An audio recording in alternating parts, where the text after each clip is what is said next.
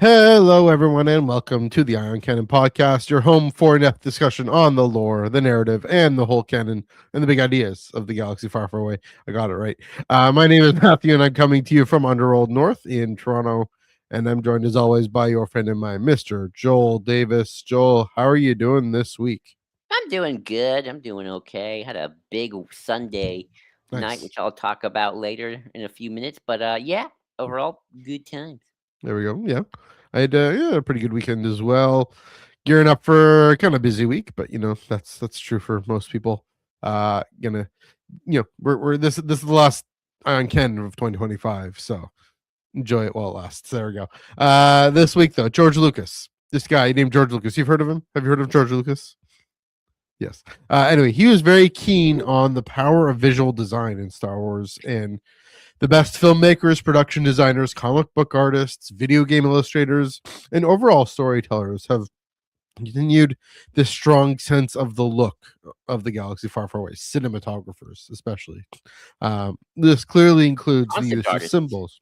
Yeah, Concept. concept artists for sure.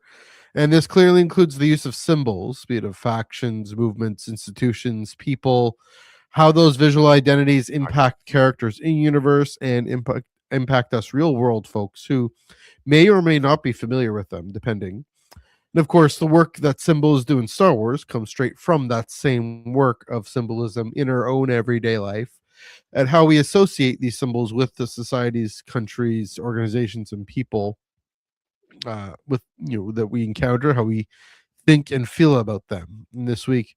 So we're closing off, as mentioned, we're closing off the year with a look at the power of visual identity in Star Wars and in our own world. We'll get to that in a bit. First, get to the plugs. You can follow us on Blue Sky at Iron Canon. That's ironcanon.biscuit.social for all your Instagram, Twitter, Threads needs, etc. Also on Blue Sky, hop over to at the SWU. Gonna try and get the Marvel solicits if they ever come. Get the news there on Underworld as well as Tractor Beam, which I'll mention in a second. If you prefer audio, we are on Spotify and Apple Podcasts. Just search the Iron Canon podcast. Search Iron Canon podcast in the podcatcher of your choice. Also, some different ones in YouTube podcasts as well. And of course, we are part of the Star Wars Underworld Podcast Network. And here on the Underworld YouTube channel, we have memberships, we have super chats. If you comment down below, uh, whenever you want, we will get to it as soon as we can. If you super chat us, we'll get to it immediately. Lickety split. Also, a part of the Underworld Discord server. Check the link in the description below to get a role in there, to join the party, join the fun, even including over the holidays. Joel, anything coming up? Anything happened recently? Last Friday we did a game night, a little fun little game night, impromptu stuff. Nice. This week we're probably gonna take a break because it's the holidays and people are probably not gonna be there. So this week we're That's fair. taking off. And next week we'll probably get back. I don't know, maybe next. No, I think New Year will be over by then. Next week we'll probably get back to maybe some game nights, movie nights, Mhm. all that fun stuff. And also, of course, if you like Dungeons and Dragons, we have a Dungeons and Dragons channel. So check that out as well if you Mhm. want to be part of our little roster of people who like to play D&D. There we go. Yeah, check that out. Definitely, the water's fine. Water's fine. I mentioned the Tractor Beam comics reviews. That's also taking a break for the next few weeks. We'll be back that first. We know. I guess. Yeah, I guess it will be technically the first week of comics in 2026.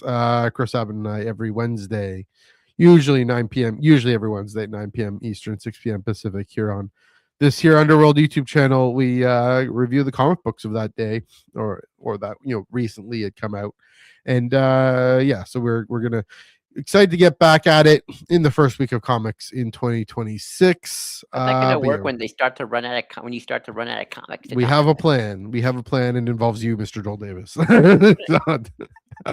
Ominous, right? No, I'm just kidding. Yeah, and then we might have to take more breaks and do different things, but we'll figure it out. We'll figure it out. Cross that bridge when we Retro get there. reviews. Retro Yes. reviews.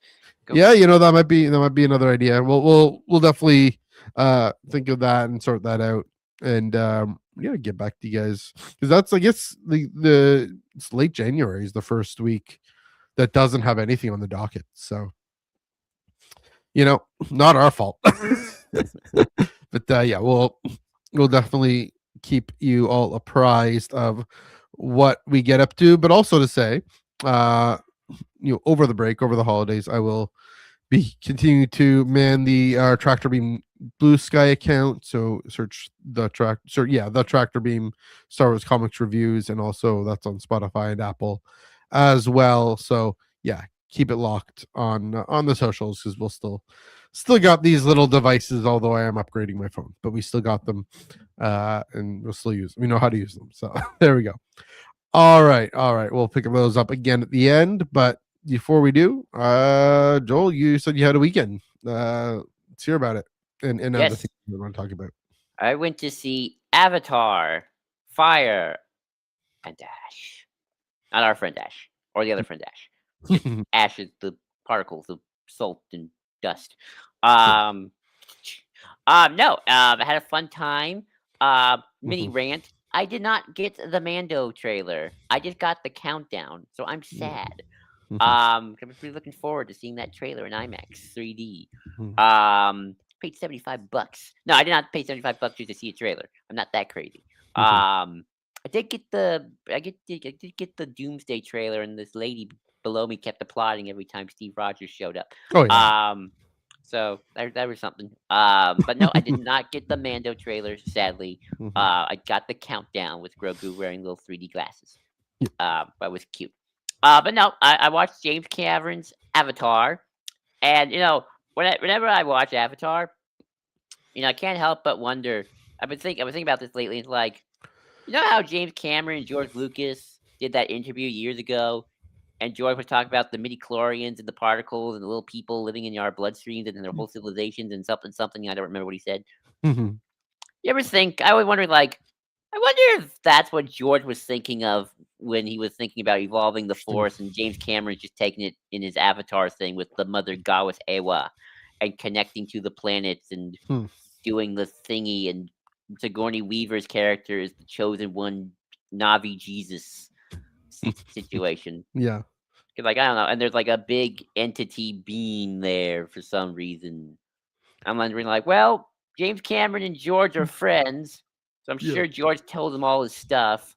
I wonder if James Cameron's I want to do something similar that George never got to do with my Avatar, which is basically my Star Wars. But with blue cat people. So that's what my thought process was the whole time. When a lot of the Nave, Ewa, spirit realm, and there's even a spirit realm. There's Force Netherworld ghosts thing where you can talk to your dead loved ones and stuff. Yeah. So it's okay, maybe that's what George had in mind when he was gonna do his sequels, and he was talking about the midichlorians, micro civilizations living in our bloodstream, yada yada. So I don't know. That was my thought, but overall, I liked it. I liked the first two just as fine. They're fun. They're interesting. It's a weird franchise because of just how much it's I went to saw it, and now I'm never gonna think about it again. And no one once mentioned how maybe that's just simply because, unlike Star Wars, which is always in the public eye with something, Avatar doesn't have books and comics and franchises and toys and video games keeping you busy while the movies are being made. Whereas I was it's there, makes its billion, and then it kind of goes away, then it comes back, and then we all watch it again next year. There's probably going to be 2 more. Well, that's nice. Yeah. But yeah, fun time. Did not see a Mando trailer, so I'm a little sad about that. That's a good time. Yeah. That's true. It's just the film. I mean, I'm guessing there's got to be some. There's a video game and a world in Animal Kingdom, Florida. Yeah. But that's it. That's it. But what it is, well, first of all, I'll get into talking about your main point there. It's definitely a similar idea to the Force, right? That there is this real thing in that universe and that planet that is actually binding everything and everyone together, and it's connected to life, right? Plant life especially, but creature or animal life and Navi life, the people, their life. And so, and you have this villain in this well, you have these two villains in oh sorry guys, I did have my decaf. The in the Critch or whatever his name is, I call him the the Colonel. that guy, the Colonel. Colonel. But also, what's her name? The new villain who I, the they witchy could have lady. got. Yeah, the Ash lady, the fire Ash lady. Anyway, she I mean, it could have gone into a bit more of her backstory, but when they're trying, it isn't that they're trying to use Awa for their own purposes. They reject Awa, like the way the dark side rejects the Force in a way, like especially the Empire rejecting the Force, whereas what's her name, lady, kind of like a Dathomiri sort of dark side witch thing. So yeah, it's definitely a similar idea. Yeah, similar themes about interconnectedness and about defending the vulnerable, and how you you you use that connection, that vulnerability, to tap into the wider world and step out into the larger world. In the first film, Sully, his arc is all about is this hero's journey of stepping out into a wider world. And yeah, this one did a really good job of complicating some of those motivations, looking at how it's another thing Star Wars does well too, is how prejudice and uh you know fear of the other can really take hold, especially in a war. And yeah, I mean, Clone Wars does that, uh Star Wars does that lots. So um yeah, it was definitely a very Star Wars heavy influence. I can see it for sure.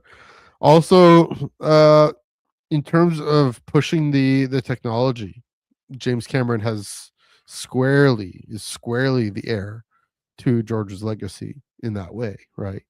He is clearly on the cutting edge of 3D IMAX. I mean, every single time these films look better and better.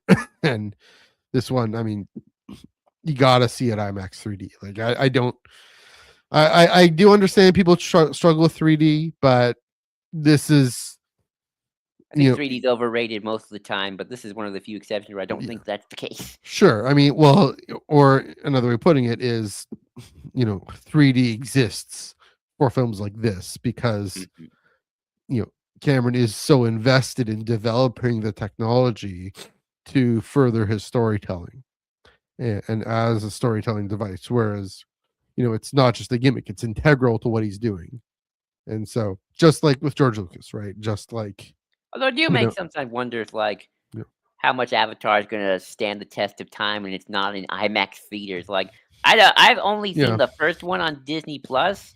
Mhm, That because I didn't get into Avatar years later sure. until after the first one was already out and the second one was about to come out. And a friend of mine was like, "Hey, let's watch Avatar." And like, "Oh, all right, Yeah. right." And like, I didn't like. I never thought I was gonna like. It. And like, and I watched. It's like, oh, this honestly isn't too bad. I enjoy the character. So then I saw the second one in IMAX 3D and like, oh, this is fun. And then Yeah. decided, oh, I'm Um gonna make it my tradition to see all of them when they come out. Also, I mean, that's the thing. When the first one came out, the technology wasn't where it is now, because George Lucas and James Cameron have pushed it to where it is now. And Oh, I so, just thought the story was just kind of yeah, the story too, but also to say, I mean, similar thing what you were saying is, I mean, one of the reasons why it's just a film is because part of it, essential, I'd say, to what Avatar is the IMAX 3D experience, which is it's a feature and a bug at the same time. Whereas, Star Wars, you can have 2D animation, you have 3D animation, you can have, on your DVD yeah, player, on your, whatever. VHS that you use Yeah. over So your it is bookshelf. more agile in that way. Yeah, Um, at least they've just ventured into that, starting maybe in Splinter the Mind's Eye, right? But the legacy of Marvel ILM, Comics of the '70s. yeah, Marvel Comics. But to say that James Cameron is the inheritor, the prime inheritor of the legacy of ILM in the '70s and into the 2000s, with the CG animation, and then into, of course, the volume and everything, that this is actually the next step past that in what he's been able to do. And so, yeah, to see him carry the torch, it's really impressive. It's heartening. Um, and he actually, I mean, so saw it at Scotiabank, because that's where you see it in Toronto, and he had actually come here because, I mean, he's from Northern Ontario, so he had actually come to Scotiabank Theater and said, "I'm gonna make sure you guys get this one right." So uh, also love to see a director filmmaker that invested in how a film is shown, and the possibilities of film being how a film can be shown, and also um that Cineplex, at least Scotiabank Theater in Toronto, did the right thing of following his instructions. So for the first moments, I found it kind of odd, but then it ultimately, I got Might used as to it. always So take a couple of minutes just to adjust. yeah, I that's don't true do too. well with 3D glasses. They kind of hurt Yeah, my yeah, head. yeah. And you're not alone in that. Like which theater did you see it at? Like which? I saw it at the mm, Irvine Spectrum Center, Okay, Edwards, it's Regal Theater. Big it's old a Regal. IMAX Okay, screen. Yeah. okay, it's a Regal. Okay, yeah, Regal seems good. I don't know. We I've only have never seen Regals it. and AMCs, so we have. Yeah, Re- you have Alamo. I went to the Alamo in Brooklyn. That was fun. I don't think we have an Alamo here. We just have Edwards. And Right. Fun times, fun times. Alrighty. I'll get to mine kind of quickly. Get to so a few things. I did see the teaser, the trailer. Um, yeah. it was good. It was interesting. Seeing Mando and Grogu do the thing, including in the ring. Um, Honestly, I don't know. For some reason, I found the countdown cooler because it was new and unusual. Like, you don't. It's like it's going this extra mile.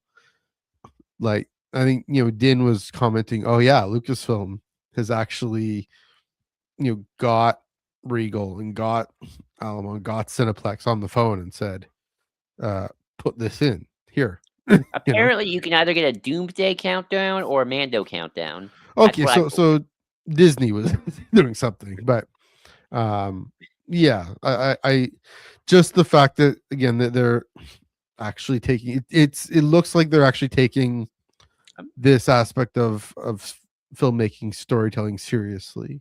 Well, Favreau And said that he yeah, shot stuff for IMAX yeah, inherently. yeah. Now, I don't know if that means IMAX 3D, but IMAX for sure. I will say, the standout moment was the walker falling off the cliff Nice. on IMAX 3D. It was yeah. It went the full, because it went the full 6 stories, and yeah, it was pretty epic seeing that. So that's the theater I'm going to see Mando and Grogu if I'm in town when it comes out in May. There's also the Odyssey, Oh, yeah. not the trailer, but uh not like just the Sequel. part of the film with the horse, Yeah, yeah, the yeah. I Trojan saw horse. that So too. I saw that too. so on the other side of the spectrum with Nolan, who refuses to do uh 3D at all, which is kind of silly, but it's his thing. Um, No yeah, one's weirdly very pro film stock and stuff. I mean, hey, yeah, that's his. He makes millions, so true, people and love his. won an Oscar at least. Um, Although I I like don't think he deserved that Oscar, but anyway, I love for Oppenheimer. yeah, I liked it. And then yeah, Avengers Doomsday. I'm just excited to have Steve back. I know I want other characters, new characters, to have their time in the sun, but That um, film's gonna be packed with yeah. characters. So Trust me. yeah. Uh, But I mean, well, it's an interesting question for Star Wars too, in the sense of, if they sense that things aren't working, they go back to the nostalgia hit. That's the one concern, right? yeah, but the difference is Marvel can reboot its universe and just recast, whereas Star Wars can't really reboot the universe. It can True. recast, and it Yeah. probably should, but it's not like we can just Yeah. tell Luke, Han, and Leia versus Vader stories. I mean, I guess we could. Mhm. We've never done it, but Yeah. Marvel comic book universes are just different built Yeah, than I mean, Star Wars there's time is. travel. There's time travel. There's alternate universes. They're just let's just Yeah, reboot the universe and here's yeah, the X-Men. Um, yeah. so they're different variants. You Hmm. know, Star Wars is a kind of weird. Like this is a, I've we can go into a whole conversation about this some other time, Yeah. but I'll just kind of say like this is where Star Wars is weird. 'Cause on the one hand, yeah, it'd be nice to recast. Yeah, I think it'd be nice to get some Luke Han and Leia adventures, Hmm. but it's not like we can just go. Let's just here have Luke do the thing he did again because we already told that story. It's called the original trilogy. Unless we decide to remake the original trilogy, but if we Yeah. ever did that, it's like then we just fully rebooted the universe. Like we Right. have homages to the original trilogy, sure.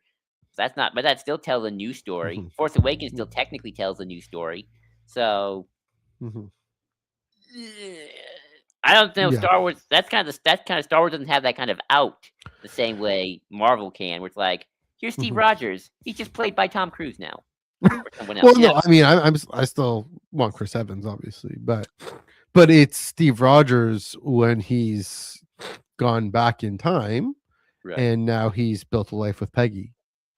Right. We're I mean, I actually think they're gonna. going to recast Steve Rogers eventually after It's Secret Wars. possible. I think that's probably and all the OG Avengers with new actors. Yeah, But that makes sense. that's But a whole other story. But yeah, yeah, that's the Star Wars is a little bit weirder with that. I don't think it had those sort of same comic booky no, the universe by, I guess, kind of there's this. linear. Yeah, it's linear. It's um like the world between worlds isn't a. It's not time travel. It isn't. Yeah, it isn't a conduit. It's it's almost this skeletal structure, right? It holds things because it is the force, right? Mhm. It actually holds things together, Right. and so you can't actually break the universe. The Sith might try, but you can't, right? It'll this Doctor Doom's gonna break the universe though, or the Yeah, but that's multiverse. Marvel, right? Yeah. But like, the Sith try and resurrect Darth Venomous, and snap. Here's Anakin, right? Right. Uh, Ahsoka. They said Ezra sends Ahsoka back, um, but she goes into hiding because she knows that the Force will require that of her. Mhm. So yeah, that those kinds. It's a very not elastic, kind of the opposite of elastic. Like it's not Finite. brittle. It's finite. Yeah, finite. It's not brittle, Mhm. but it's also not. It's it's held taut by the cosmic force.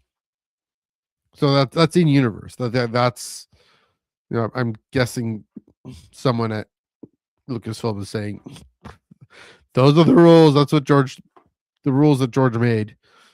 you know. Um, Basically, Star Wars can't do gimmicks like Marvel and DC with their Infinity Crises and their yeah, Secret Wars. Whereas Marvel exactly. can, because that's what they do in the comics all the time. I mean, Star Wars can say, "Hey, well, look, Kira, she's doing this thing. What's she doing?" And then have the Dark Droids thing. But Well, that's that's the different. most. Infinity Crisis, Secret. Look up Yeah. Secret Wars in Oh yeah. Marvel. You're a Marvel Oh fan. You yeah. go, No, I know what Secret Wars are, but my yeah, point is that's the extent to which Star Wars can do yeah, a kind of crossover event like that. So right. sometimes. Lastly, speaking of the original trilogy, Mhm. I'm almost done Rise and Fall of the Galactic Empire. I will have it done definitely before 2026. I think I'm only 4 chapters left, so that Ooh, yeah. you're getting to the sequel stuff. I love those parts. Yeah, like uh I think I'm at Jakku, I think.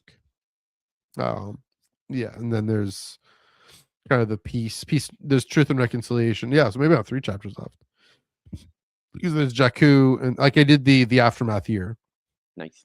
Jakku, and it really, really picks up. It really, I mean, even I shouldn't say picks up, like that, the first little bit about Palpatine and being this white male, and you kind of Beaumont Kin's lens and all that. Clearly it was good to say, okay, this is a methodological lacuna, this is a methodological kind of gap, but I'm gonna tell this history as best I can. And so and of course I said Beaumont for Kim Shulkin, because where does Beaumont start and Chris Kemshall end, or whatever. Um, that's a whole great conversation that I do want. When I'm done, I'm gonna watch the panel that Ellie did at Celebration. And Ooh, then yay! That we'll was a get good to panel. talk about it. But um, yeah, it's definitely like I thought it would be a very engaging read, and it is. It really it feels like I mean Chris Kemshall must have done a whole ton of research. Trying to imagine the amount of research Beaumont Kin would have done, just going to all these archives, going to all these things, pulling everything together. Like you're talking about the Crimson Rain chapter, the Crimson Dawn chapter, like summarizing that whole event, basically. I mean, from the and hero making it perspective. And also, Yeah. my favorite thing is that it actually shows, Mhm. hey, this is how this big event that went on for so dang long Mhm. actually impacted the wider story. Yes. I really, And interesting, similar to the way the Clone Wars did, right? It weakened, weakening the Empire because it was this distraction, just the way the Clone Wars weakened the Republic, weakened the galactic citizenry. Also, his take on the Battle of Hoth. oh, I love the take of the Battle of Hoth. I really like it. We are gonna have at least 2 episodes on this book in the new year, but I will say, I mean, I've always, because Empire Strikes Back ends on a high note, right? It ends on them kind of. I Han, mean, Han's gone. I wouldn't call it a high note. yeah, but it ends on a Hopeful note. yeah, hopeful note of we've regrouped, we escaped, we've regrouped. Time to get our buddy Han back. Luke has really been pushed to his limit, and he's come around. And now, like the end of Charles Soule's comic book, let's go get Han. Right into Return of the Jedi there. So issue number 49 is the finale of that comic, by the way. And yeah, to say, this was an incredibly, it was barely a victory by the Empire, the Battle of Hoth. It really, they got away again. We had them, and they still got away. We're never winning this war. Like that was, yeah. I love that because it's so true of real life. I was talking to our friend Red Leader about this once on a show. I think it was an episode we actually talked about this. And this is very true about like real life insurgencies where you could have moments where it's like, okay, here's actually a great example in China during the 30s where the nationalist government attacked the communists. And big military defeat, lots of people dead. Not a good thing. Right. But the leadership, Mao, Deng, and all those people, they managed to slip away. Do the long march. They lost a lot of people, but they still got away, and so they, like we lived to fight another day. And 1949, People Republic of China is born. Yeah. So a lot longer time period. But my point was, Empire destroyed the base, but everybody got away, and the rebellion's still out there. So Yeah. Can you really call it a victory here? True. And similar to Crate, right? Oh yeah, I mean, and Ryan Johnson is explicitly making that reference, right? Oh yeah, absolutely. So the white speckled stuff on the ground and all. Yeah. So yeah.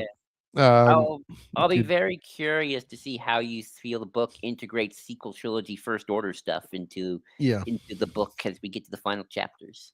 Yes. Yeah, looking forward to that. I mean, I think he started to hint to it, but if there is one, and this is going to be the theme when we talk about this more in depth, if there is one thesis statement of this whole book, it's the more you tighten your grip, the more star systems slip through your fingers, right? Everything the Empire tried to do to assert control is how they lost it. And yeah, it's a good lesson for our real world too. There you go. And this is why I would love one day, but I don't think Star Wars is capable of an empire that's a bit more nuanced in its control and not just evil, like real world empires that last longer. The British Empire. The Roman Empire. Yeah, the Roman Empire. One that has I can say the British Empire has some positive legacy. A little It bit. lasted 100 years, so it definitely lasted as long as the Galactic Empire, at least. Yeah, that's true. But I mean, I live in a democracy because, in part, because of the British Empire. You know, in part, in part, a lot of people Russian Empire. resisted as well too. But um, all right. Oh wait, my question. My question. Yes, yes. I had You a have a fun question? I have one little funny mini question to ask our friend Matthew here. Yes. It's the holiday season, as you all know. Hmm. And on our podcast, we've talked about why Phantom Menace is a Christmas movie. So I'm Yes. going to ask Matthew this question. Mhm. Matthew, what's a Christmas Star Wars book to read this holiday season? Ooh. Even one I that just mean, gives you the vibes of Christmas or I mean holiday. the one that goes my mind goes to Master and Apprentice, but that's just because the same reason the Phantom Menace is, right? It's Qui-Gon. I mean, maybe it's a more of a good Advent book. Good Christmas book. Ooh. If you want to cheat, you can just say holiday book if you want to include like all the holidays. Yeah, I mean, I guess how you define like some like a I mean, there's literally the Life Day Field. Treasury, the George Field. Mann's Life Day Treasury, whatever. Okay. And there's the Life Day one shot. Yeah. Oh wow, that's a good question. Like how you? I mean, again, I go to Master and Apprentice because it goes into Qui-Gon and how he's able to see into the force. I mean, the whole because it is the light, and the whole theme of Christmas is at least the Christian belief is that God comes as a little baby, and this impoverished refugee looks like he's losing the game, but uh, you know Qui-Gon doesn't follow the light because he's going to win some sort of cosmic game. He follows the light because it's the light. Also, it's where we get the closest on the nose version of a virgin shall conceive and bear a son, right? Chosen one, born of no mother, all that. So You can pick Master yeah, and Apprentice if you want. Sure. Go ahead. yeah. I mean, it feels like a bit of a cop out answer, but I'll have to think more about it. I don't know. What do you think, Joel? That's a good question. Someone brought up Leia, Princess of Alderaan, Yeah. the holiday one. I mean, I could see that. Trying See, to think. Princess and the Scoundrel because it's set on a cold planet. I always think of that more of like a summer cruise. Yeah. Honestly, I'm trying to look. Honestly, I didn't think about this one myself. If Mhm. I'm going to be honest, That's right. I don't think I have a good answer right now. Mm. Yeah. Yeah, going for the holidays. That's Yeah. Christmassy. I'll think Although about that. I always think of. Although I'll be honest, maybe it just because I just associate like most of the sequels, with the exception maybe Rise of Skywalker, was Yeah. Christmas. Um, Just anything with December. Yeah. maybe when the Ray book, but that new Ray book comes out next year, maybe that'll be a good one because I just Mhm. associate Ray with Christmas. Yeah. I mean, it definitely. The sequel films and Rogue One Mhm. became part of the holiday tradition, right? Like we bundle up, at least in this part of the world, not in your part of the world. We bundle up. It's cold here right now. Actually, it's gonna rain the next week. Great, So great. yeah. Rain, how nice. We bundle up, go to the theater, get our coffee, get our hot chocolate, whatever, Mhm. and yeah, uh, watch a Star Wars. So yeah, I get that. So Yeah. So that's my that's my kind of that's my mm, answer. I it's a don't good have question. one. If you think of something by the end of the show, Yeah, let us know if you have a better answer. and Or folks down below in the comments, let us know. yeah, what Christmas do you book. think? A Mhm. Christmas book. All right. Yeah, we do have one question here. This is completely Oh, unrelated, but I do want to get to it. Um, an argument: which one is better, Droid Army or the clones? clones. Clones. Clones. Clones are better. Clones are So always yeah. better. I actually a little small tangent, but Mhm. so small tangent. But I got to tell you the story. Um, so Oh, during my class, voice and dictation, I was using the podcast as sort of my example. sure. And one of the things was the classroom would be my voice chat. And somebody once said, and somebody in the chat asked me a question like, "Who better, R2 or Chopper?" And I said, "This is my answer. If you like dogs, R2. If you like cats, Chopper." That's good. That is good. All right. Yes. Shall we with the Yes. Let's topic? clones are clearly, I mean, they're superior. Like the droids were just butter, melted butter. Not like butter. Not like the Yeah. stormtrooper, of course. There we go. Symbols in Star Wars, or symbolism, depending on what we talk about, or both. Hmm. So this is going to be a very eclectic conversation. I can already kind of tell. So, Star Wars has its symbols, like actual icons. We have the Imperial insignia, the Rebel insignia, the Separatist insignia, the Jedi insignia. And sometimes they flip because I think the Jedi have quite a few insignias, honestly. Hmm. So does the Republic too. Yeah. I want to say the Republic and Empire is just the same thing, but I might be wrong. But in real life, Hmm.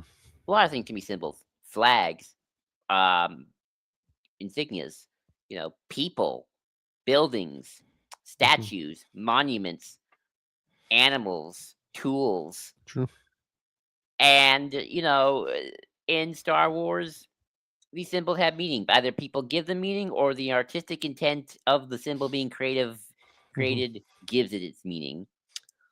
What I think is interesting about Star Wars is that, and I guess we can talk about this at the beginning, is George was very good. Let's talk a little about the behind the scenes stuff before we kind of get in Yeah. universe. George was very good, especially with the original trilogy and the prequels as well, of really giving you the vibes of individual factions and just the what they're all about, even without really going into it. Like, Mhm. every design in Star Wars, especially those 6 films, is so unique. It's iconic. Of Mhm. the silhouettes, Vader's silhouette is iconic. You just see that Yeah. silhouette like Vader. Like even to this day, you don't even have to watch Star Wars. You just see that silhouette, Vader. Mhm. They might even not know he's Anakin, just Vader. Yeah. It's Vader. Um, Especially with the Empire. I like the Empire.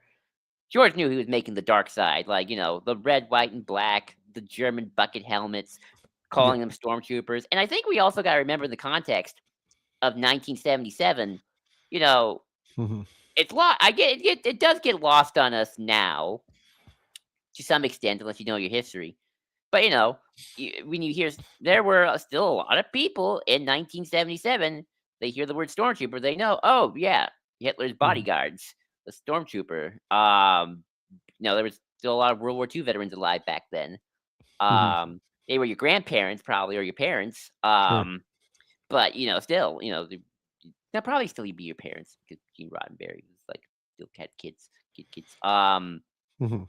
But, they were they knew what they heard stormtrooper, like, "Oh, yeah, stormtrooper." They saw the bucket helmet, which is kinda Mhm. like Vader's bucket helmet, like, "Oh, yeah, that's the German bucket helmet we saw on the propaganda posters," like, "We're the Germans." Now, obviously, George wasn't just saying empire equal Nazi Germany. Mhm. Obviously, I think that he was he took a lot from, like, he had Nixon's obsession and, America and Vietnam, so it's like, it's not just a one-to-one, which I always hate one-to-one, but George was very good at, like, making these icons and kind of knowing that, yeah, these are symbols of evil, Yeah. with the stormtroopers of the Oh. Empire and the Star Destroyers, and, with the Rebel stuff, he was kinda like, "Okay, a little scrappier, a little bit more rustic, very fighter pilots," like, Mhm. X-Wings look like fighter pilots, like, "Yeah, the Air Force, woohoo!"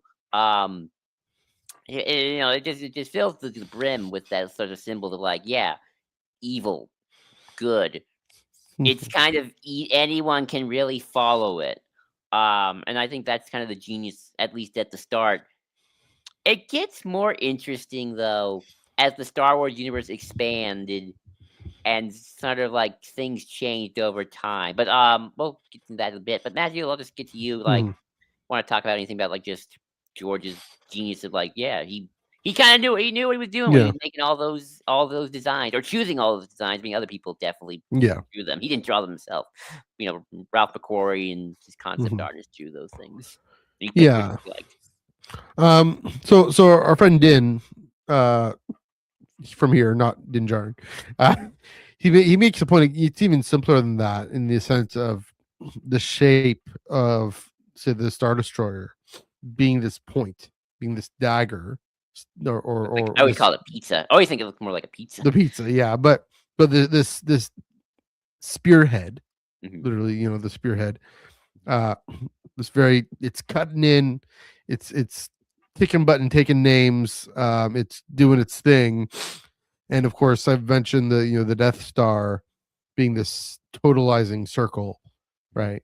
Uh, these very basic shapes. You have the X-wing, um, yeah, also kind of being like a dart that gets thrown at the big circle, right? mhm, It's like the target. There it is. But also like the small little prick that can actually, uh, mhm. the death by a thousand cuts kind of thing. Right. So yeah, getting on this visceral level in these ship designs, then yeah, you have that replicated in the Imperial cog. Uh, kind of this, yeah, very fascistic looking type of roundel. And oddly enough, interestingly, I mean, I know the Rebel's also a roundel. I know, at least for sports logos, the roundel is a very German thing, specifically. Now it's been exported elsewhere, but if you look at the German soccer league, the Bundesliga, all those logos are by and large are roundels, whereas in other parts of Europe, they're coats of arms, they're crests, and so I just see a the guy kicking a ball when I looked up German soccer league symbols. yes, yeah. Well, the actual logo is different, but Okay. like you look at Bayern Munich, for example, it's a roundel, Mm, you oh yeah. know. So yeah, kind of in that psyche there. Mhm. The Rebel Alliance, I mean, it's still a roundel, but it's a broken roundel, and it's the Phoenix. Right. And I guess it's always been the Phoenix, but it's very much a meant to be the symbol of. So if the Empire is a symbol of control, Mhm. the rebellion is a symbol of hope, right? Right. Of resistance. Mhm. Um, and of course, then we have the Jedi is sort of this sort reference in a way. I mean, that's from Clone Wars initially. To I mean, the roundel kind of picks it up, implicitly. I don't think there's anything explicit about it, but then of course the Republic becoming the Empire definitely. I mean, the reason you said it's the same, it's a slightly different logo, but it's meant to say, oh, this becomes the Empire, right? Right. The Senate becomes the Imperial Senate, right? The Senate becomes the Death Star, right? That's Right. another thing with the shape. Um, but the Venator Star Destroyer, right? Mhm. Why are Jedi having this cruiser that's like the same a spearhead as the Empire? So yeah, using those associations to point to where the story is going, and Uh, yeah, a bit of a minor tangent, but I've always been curious about this. I've always found the design of the Republic fascinating hmm for a couple reasons, especially in the prequel era.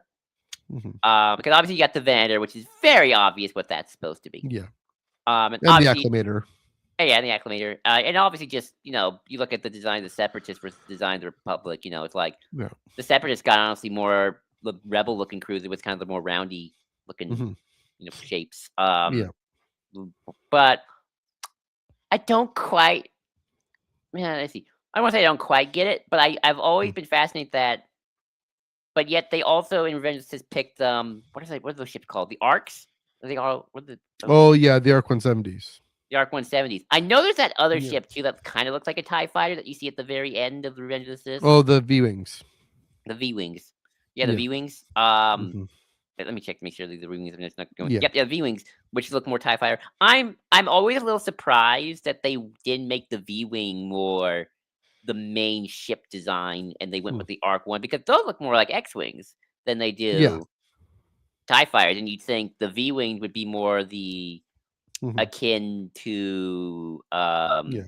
no, not the V Wings. They're yeah, they are the V Oh Wings. I'm sorry. yeah. Then what's the other one? The I one know we my see in ship the names. one we see in Well, the or So the good. ones we see in the V-19 turret. Those are right, The Torrent, yeah, which also kind of look X-wingy-ish. So, yeah. um, They're kind of the I've always incoming. found that very interesting, and I'm never quite sure what to make of it. Where it's like you got X-wing looking starfighters, Hmm. but they're coming out of star destroyers. Where you'd think they just go with the V-wings because they look more like Tie fighters, and maybe George was like, that's too on the nose. Let's maybe Yeah, pull it back a bit. yeah, maybe.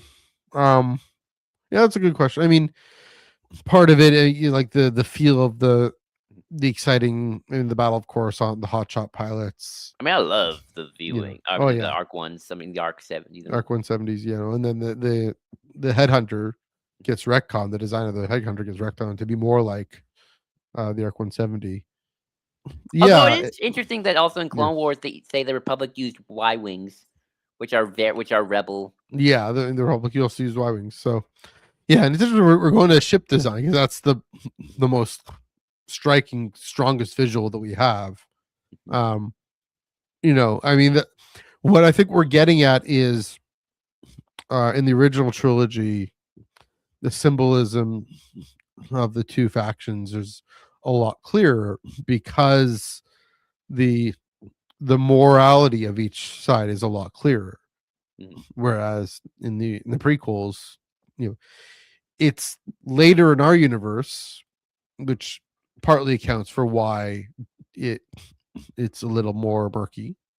But yeah, it's earlier. It's the roots of this empire is in the Republic, and in a way in the Separatists a little bit too. Um, but it's true, yeah. I mean, the Separatists, the oh, the Invisible Hand, kind of sort of looks like a Mon Calamari. Has the bulbous. That's kind of what you're getting at. So Yeah, yeah. yeah, and I mean, and of course, the Lucre Hulks are explicitly the precursor to the Death Star. But yeah, I mean, even uh the Separatist logo is also kind of, I mean, it's the X-wing. It's not the X-wing. It's the TIE fighter wing. Mhm. Um, so I'm trying to think about why that might be. I mean, kind of cooperation, everyone coming together, but they're still independent, or kind of an economic control. That kind of idea. So Yeah. that Although last it's thing I want fun. to say, the other sprite, the first Jedi fighter, that's explicitly meant to also be like a Star Destroyer. And then the Edit 2, sorry, I guess the sprite Delta, whatever it's called, The Delta 7? Delta 7, that's supposed to be like a Star Destroyer. And the Edit 2 is supposed to be like a TIE fighter. People call it a good guy TIE fighter. Right. I mean, I used to So play Starfighter and it's like, oh, they're yeah, cool. Jedi Starfighter, nice. yeah. Um, yeah, it's interesting. Mhm. Um, Phantom Menace is also just kind of I want to just kind of like narrow down Phantom Menace's Mhm. designs because like we don't get the whole Republic, but we get the Naboo, Yeah. and kind of the Trade Federation designs versus. So I feel like in weird way, like what's funny about the Mhm. Phantom Menace is in terms of just its design, great designs, of course. Yeah. Um, is that kind of is more of on a micro scale where Trade Federation feels a little bit more like the Empire, and then the Naboo Mm. very much feel like the Rebels because even Yeah. like they might be a little more sleeker, but like the Naboo Starfighter definitely has that kind of X-wing like Yeah. vibe to it to some extent. Not exactly, but It's definitely kind of the opposite, right? The point is in the back, but right. yeah. Um, the Droid Starfighters kind of feel like Tie Fighter with that kind of Yeah. vulture. Yeah, um, that's true too. Kind of like the two wings there. I mean, all that to say, I mean that brings up the association with Return of the Jedi, right? mhm. The Gungans and the Ewoks, Oh yeah. the Rebels and the Naboo, Oh, obviously, yeah. the Trade Federation with their big circular ball that They gotta the hero blow has up. to fly into, right? They gotta blow it up. Or It's they're poetry. blowing It rhymes, yeah, yeah. Oh, no, right? there's definitely a lot of Yeah. George is kinda doing Return of the Jedi again and by the Yeah. end of Phantom Menace, Yeah. even I'm with here that for it. battle. Um, but yeah, Yeah. symbolism, man. Mhm. Just got over, just kidding. But no, in the Star Wars galaxy, there's all sorts of symbols. People become Mhm. symbols. Look, my dad's home. Yeah. Right. Star Destroyers, like the Star Destroyer in universe And that's how Mhm. Tarkin designed it. It's a symbol of Yeah. terror. You see a star like that was kind of Tarkin's whole thing. It's not really meant for practicality. It's more like see a star destroyer above, and then Mhm. hopefully everyone just shuts up. It's like everyone just is stop Yeah. rebelling. TIE fighter is also designed to be kind of the symbol of imperial strength. Mhm. Millions of them. And of Yeah. course, obviously, in terms of people, the Jedi are kind of like the ultimate symbols of morality and good and peace and Mhm. justice. And that's why they struggle because like, oh shit, I got to be a symbol, but I'm Yeah. also a person. It's like Superman. Like how this is a good Superman story where it's like Superman, like I got to be a symbol, but I'm Mhm. also a person. I want to marry Lois, have kids. Yeah. And that's always fun when you deal with like the struggle. I mean, Luke Skywalker dealt with that struggle of being a symbol these days, and Sure. but also a flawed man.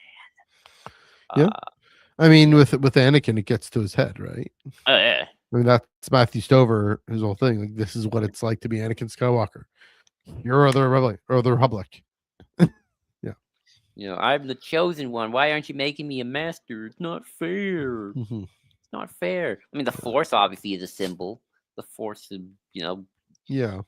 your God, basically. Some people, so that's another thing too. It's interesting though that Star Wars.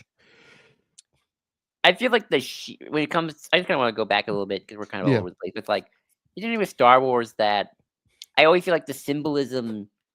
We don't talk a lot about symbols in universe though. Like I Mhm. mean, no, that's not true. We do, but I wish we talked about symbols, like actual symbols. Like, Mhm. what is this symbol? The Imperial insignia, or why is it that way? We talk a little bit about the Phoenix in Rebels because that's Yeah. what Sabine draw, like the Phoenix of Lothal. Mhm. I guess it's connected to the Phoenix of the Jedi.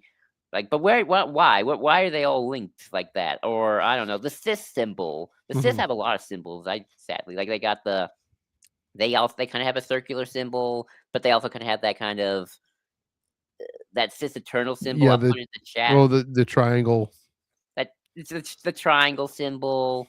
and I'll then put it. the sideways triangle that's in the world between worlds gate. The Palpatine has. Yeah, That's that from one. Legends That's another one. I put another symbol in the chat. in the private chat Not there. in the private chat. That Yeah. the Sith Eternal symbol. It Yes. kind of looks like a Star Destroyer, like with a circle around Yeah. it. Yeah. We get to show these things, so that's what I'm gonna do.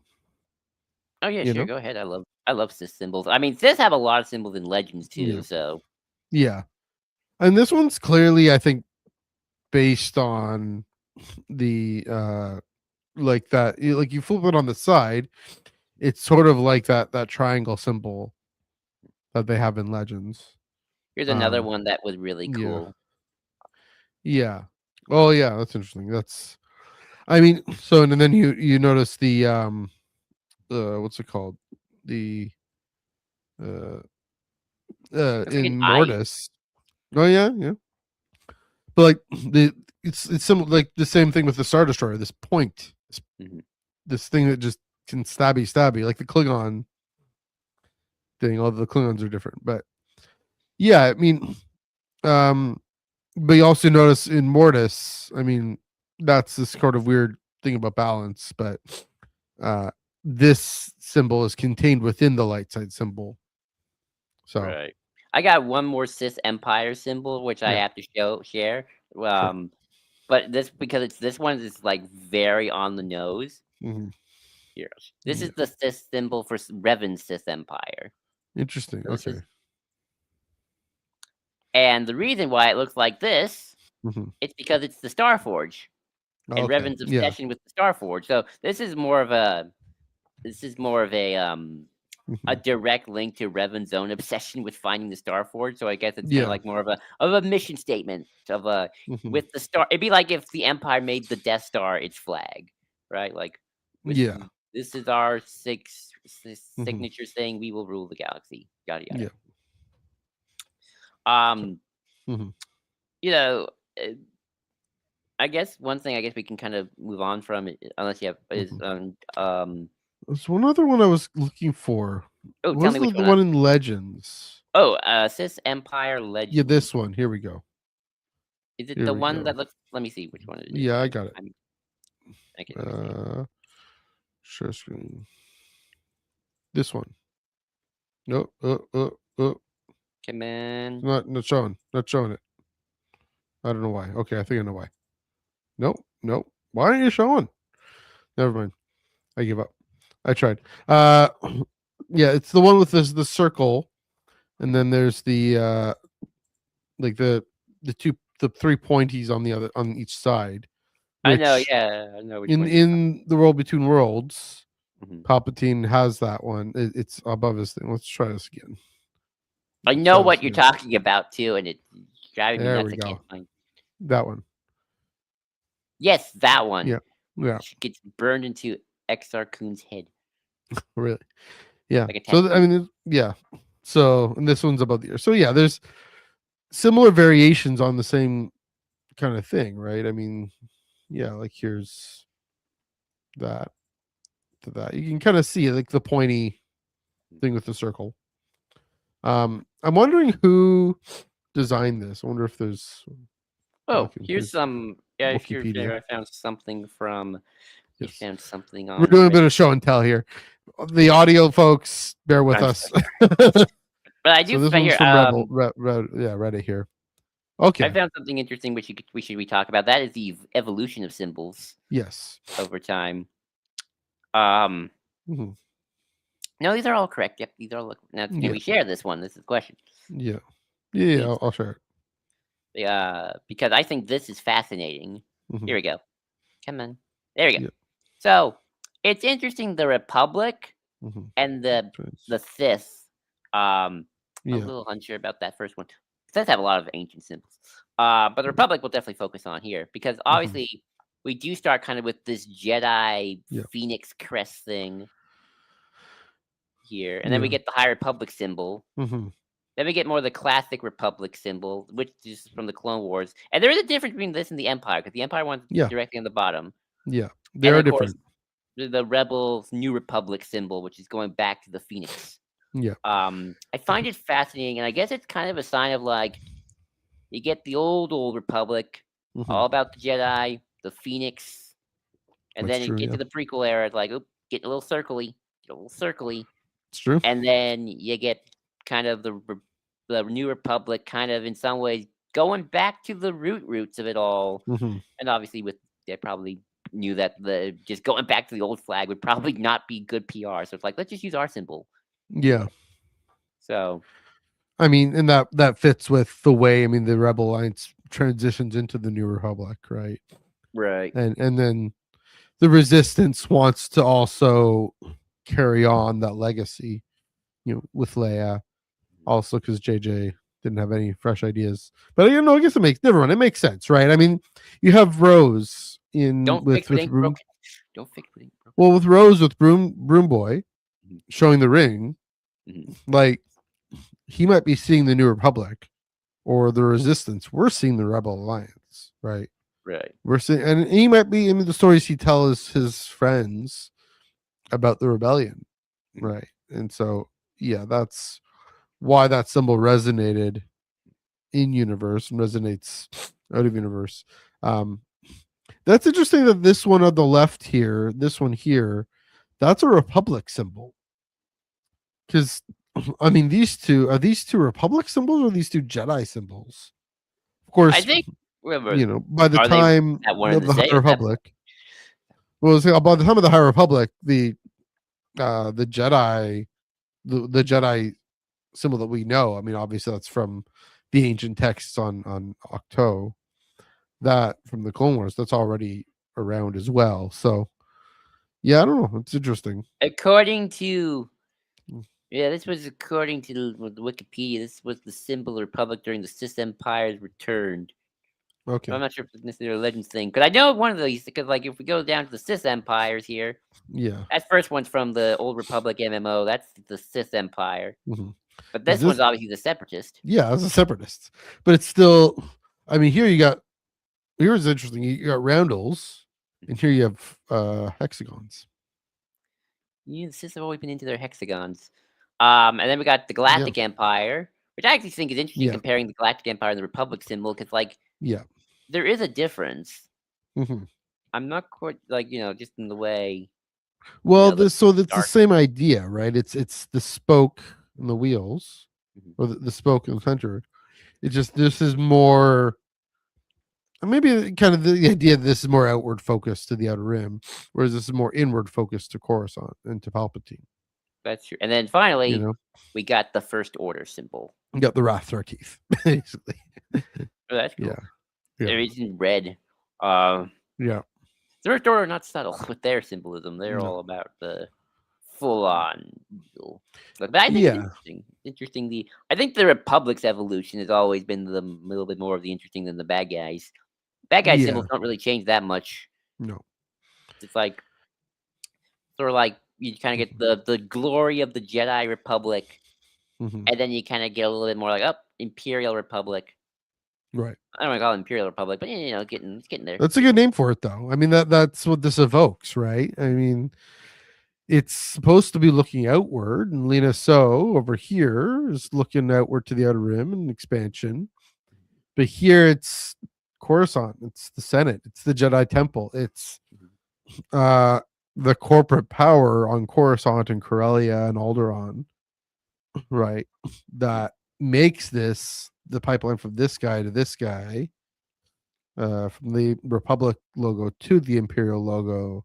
Right. I mean, you're right. It was very clearly designed based off of it. Um, except it also has the separatist sort of influence a little bit. I'll Um, what I'm here's an interesting contrast, though. I just want to point out here the late Republic logo. Mhm.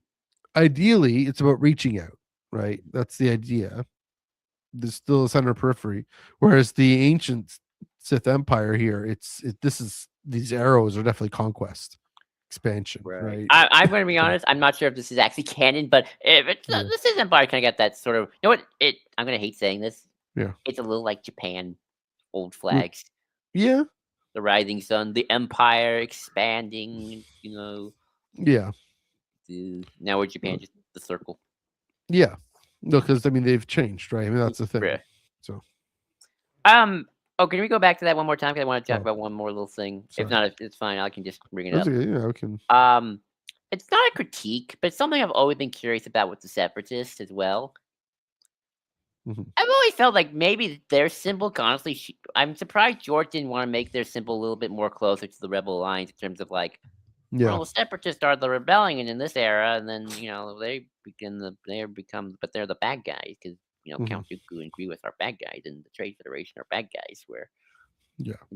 So I'm always a little curious. Like this is more republic-y looking and imperial with the circle compared Mhm. to the more of a phoenix. But I guess Yeah. the phoenix is more associated with the Jedi, and Duke is like, I don't want that.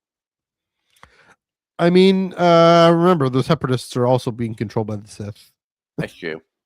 Um, and it's funny because there's a movement for local control, local autonomy, but it's also corporate interests, very strong, Hmm. very strong corporate interests. So, I mean, I think what we have here is, Doug Chiang and them said, "Oh yeah, we got the Imperial logo. Let's uh blow it out into the Republic direction and into the Separatist direction." Because you can sort of see. I mean, it's tilted, but Hmm. yeah, it's still the hexagon.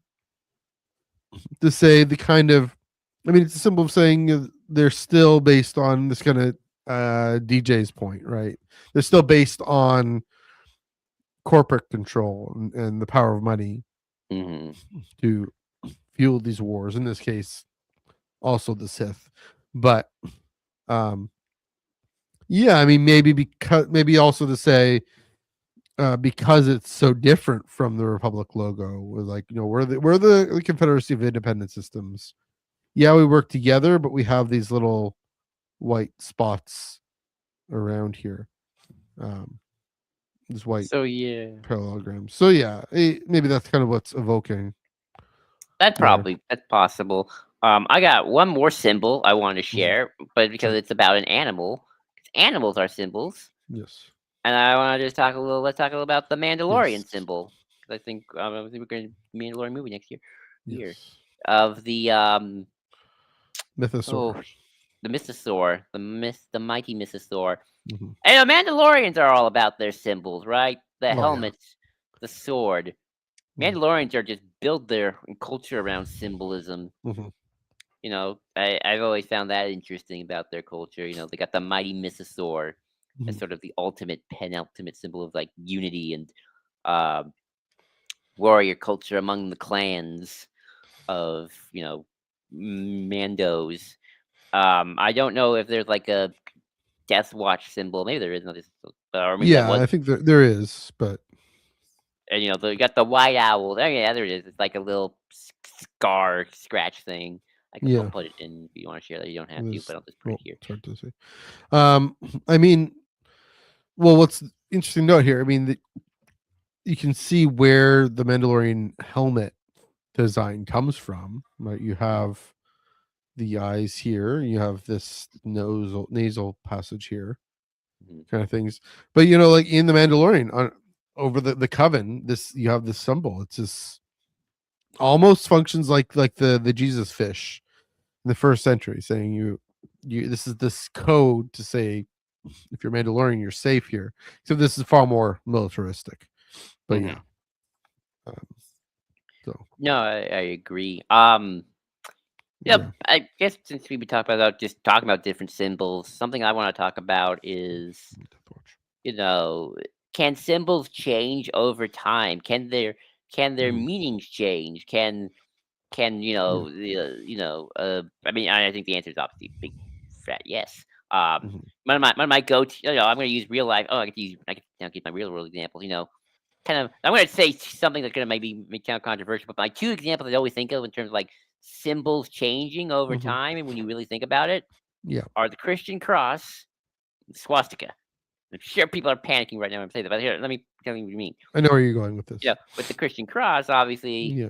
in the Roman time, before Christianity became a thing, when actual Christians saw that a cross, they were like, "Oh God, no! Run, run! Run. I don't want to get crucified. I don't want to do that." Like, Yeah. now obviously we got the little crosses on our little necks and our jewelry because obviously it's Yeah. the story of Jesus, doing the cross for us and Mhm. all that good stuff.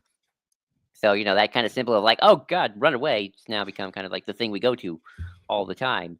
The opposite effect is the Yeah. swastika, where that was like some ancient Hindu symbol in the Mhm. Far East, that had, I don't really even know what it meant to be, but Mr. Evil Mustache Man was like, I like that symbol. I'm going to use that for my political party slash cult slash my weird twisted ideas of what I think And you turned biological it things. backwards, right? Like Maybe he might have turned it I think backwards so. too. So now that symbol is now forever corrupted to just Mhm. be associated with evil in just like pop culture Yeah. and real world history as well. Where it's like, well, that symbol's never getting redeemed. Um, Mhm. so I just think it's interesting. Where it's like, yeah.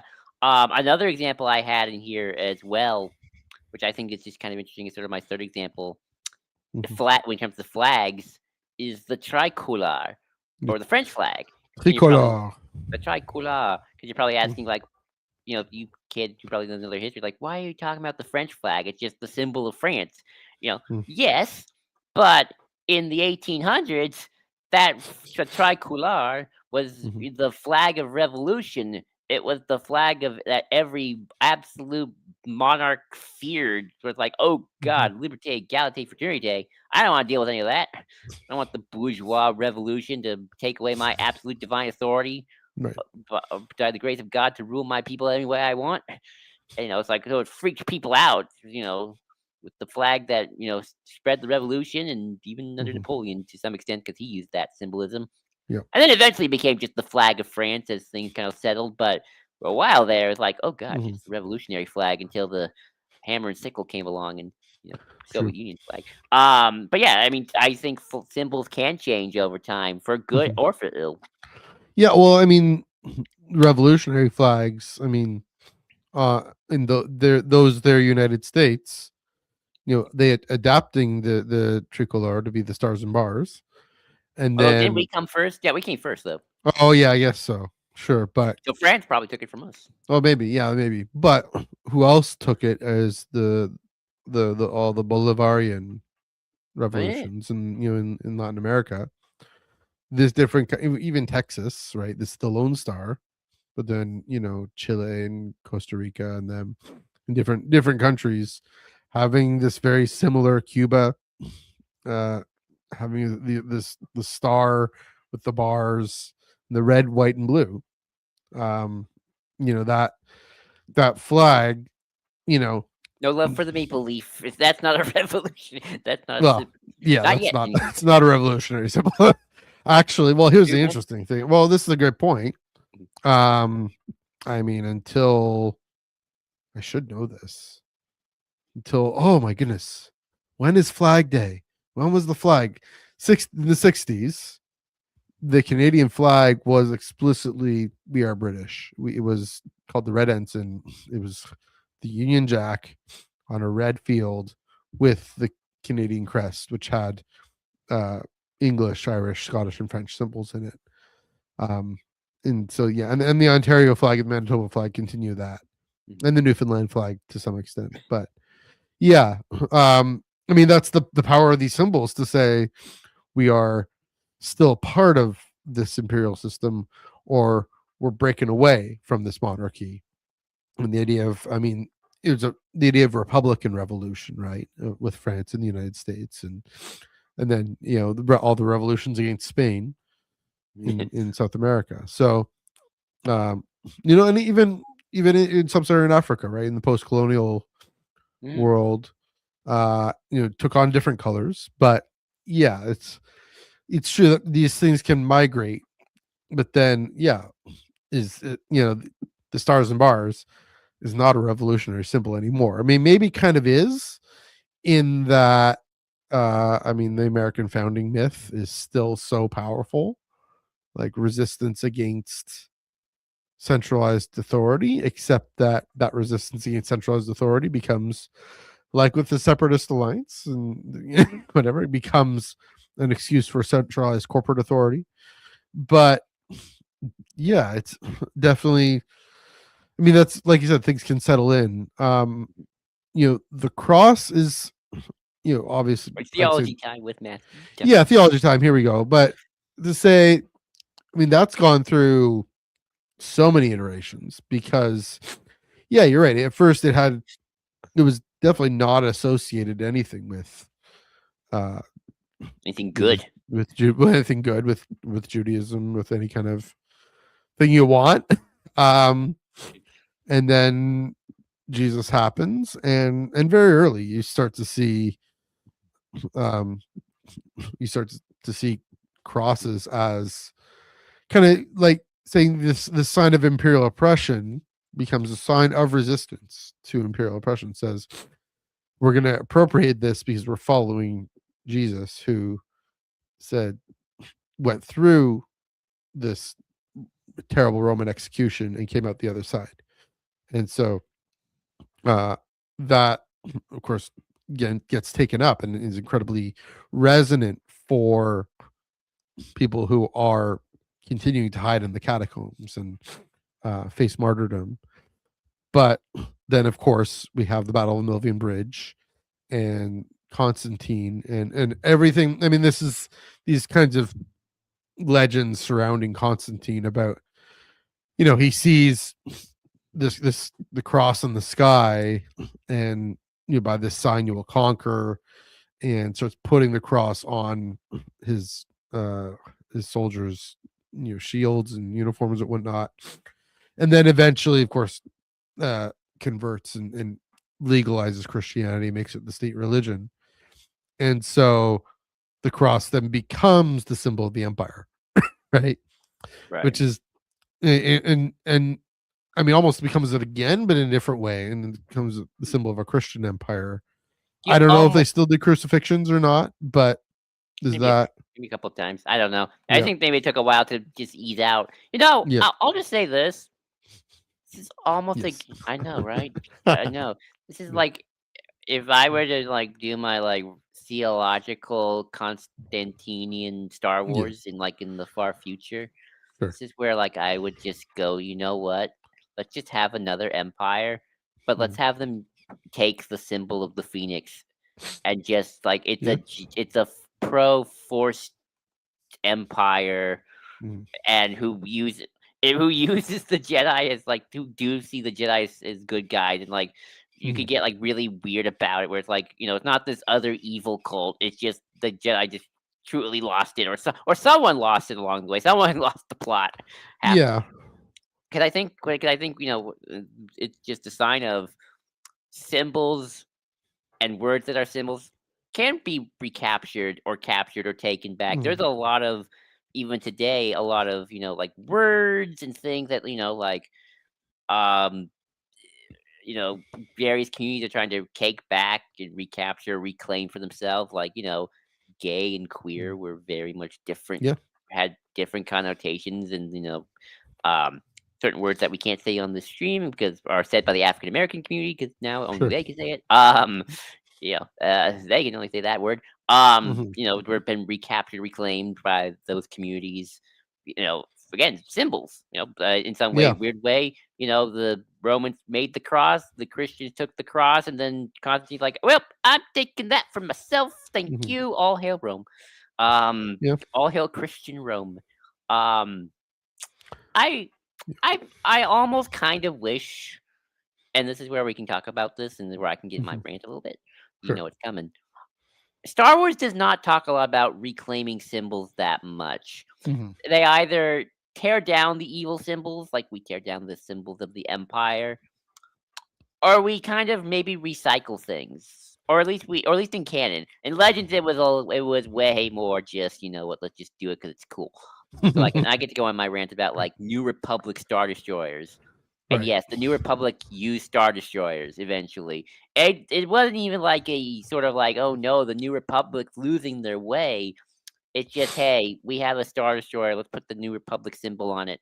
Let's have Wedge command it. It's the Lushenka. It's cool Mhm.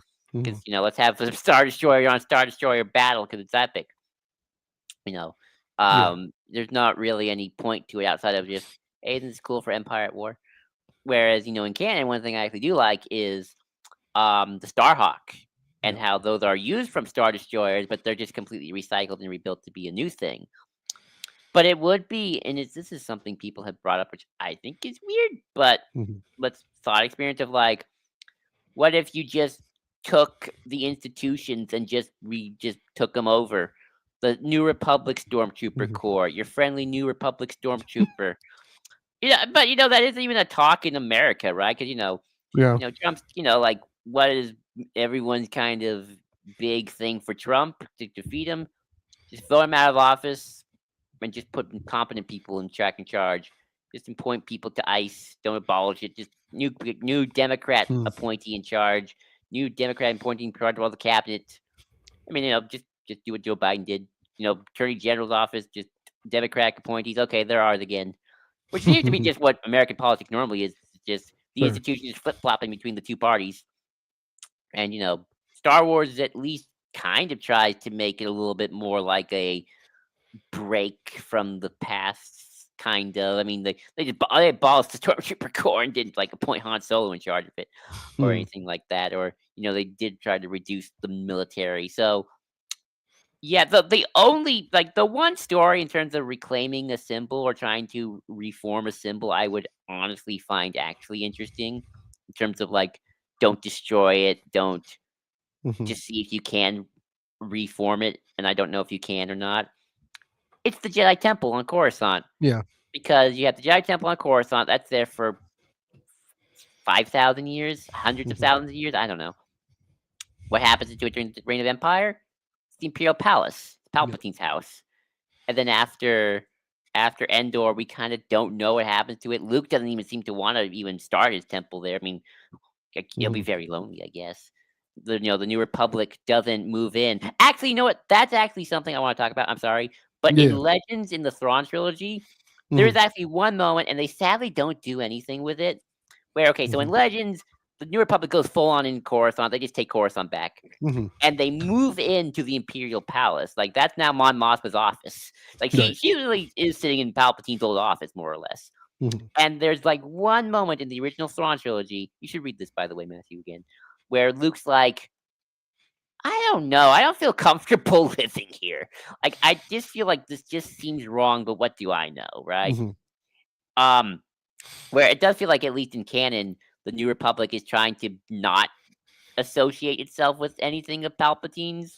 Where, like, the Mon Mothma's not in the old Palpatine's office. It's like, I mean, as far as we know, Mhm. and Luke is not trying to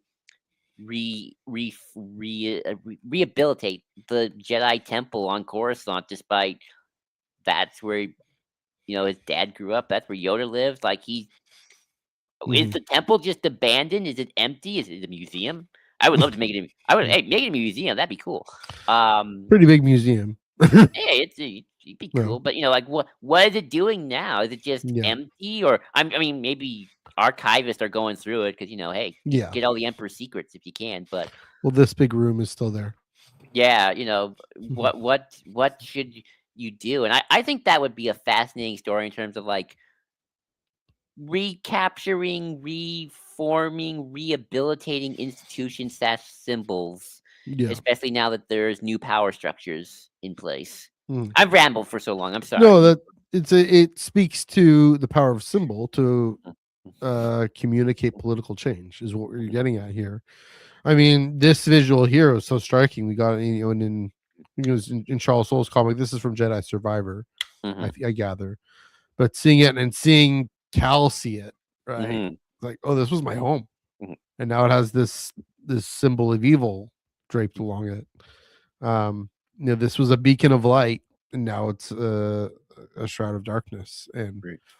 yeah, what do you do? I mean, because the retreat to the Coruscant Temple was also part of where the Jedi no, I don't want to say lost their way, but fell victim to Palpatine's plan, right? And that's why this is so evocative of Hmm. that and of the failure of the Jedi to resist that.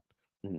Um, it's a very imperial type of thing for the Jedi to do, is to really be Hmm. so centralized here on Coruscant. So, and in this temple, um, and we even see that in the Acolyte with Vernestra, for example. Hmm. We see that. Yeah, it's a great question. You know what? I do hope that with that Ray is willing to say, okay, here are these potent symbols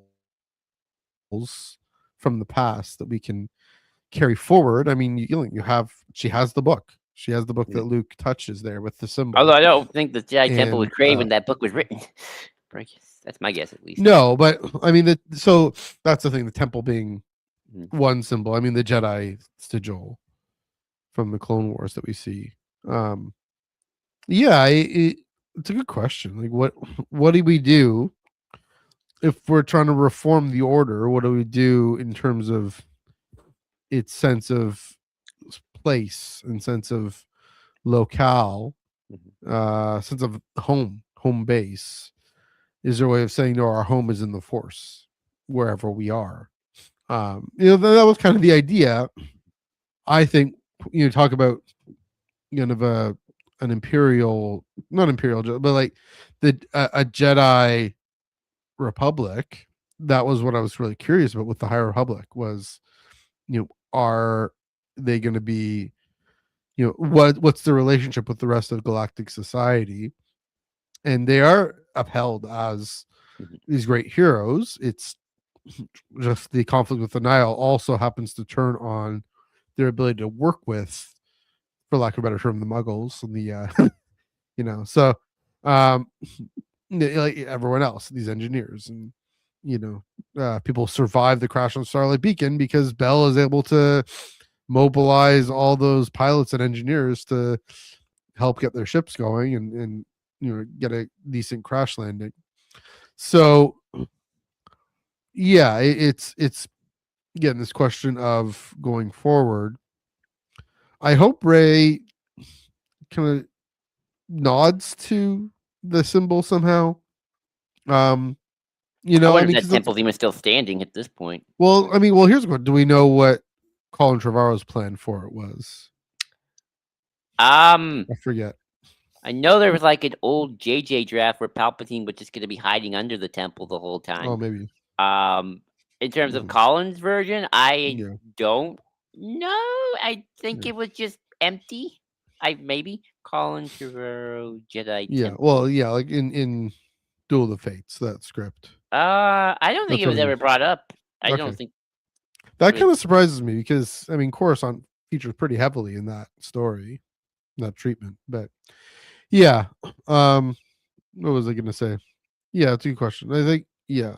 I mean, well, and I wonder if Ray on Octo debating with Luke. I mean, she wants to recapture the legacy of the Jedi after Luke has just jettisoned it and tried to jettison it.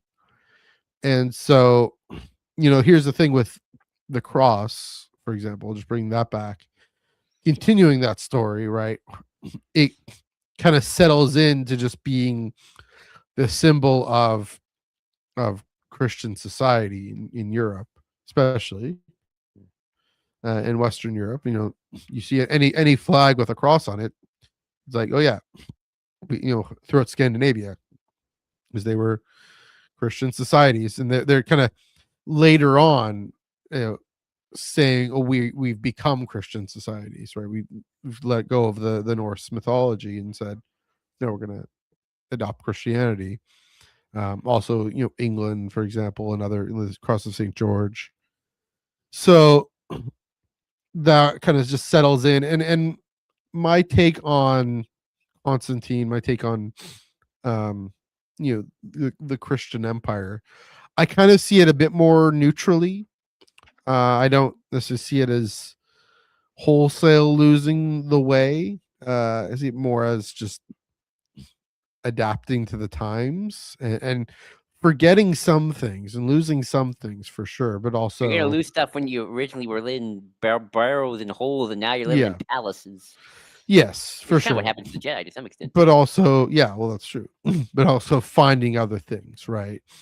I mean, able to spread the message far and wide. I mean, the if there are good practical impact on people's lives, here's hoping. But I mean, here's the thing. Even now, we're saying let's recapture the cross again as this sign of resistance, right?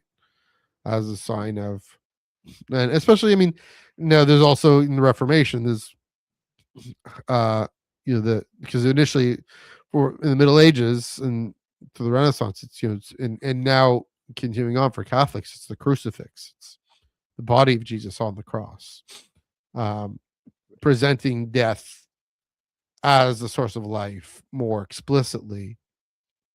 And so, it there's it's I find that easier to recapture in our imagination of saying, okay, now it's the the symbol of rule through vulnerability, through loss, through suffering, and not through power.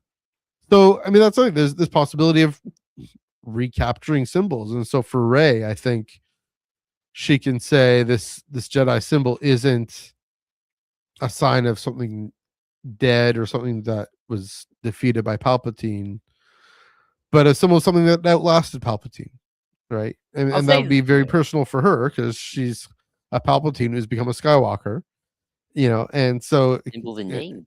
yeah, and had found her place in the galaxy as the person to carry forward the Skywalker legacy, the Jedi legacy.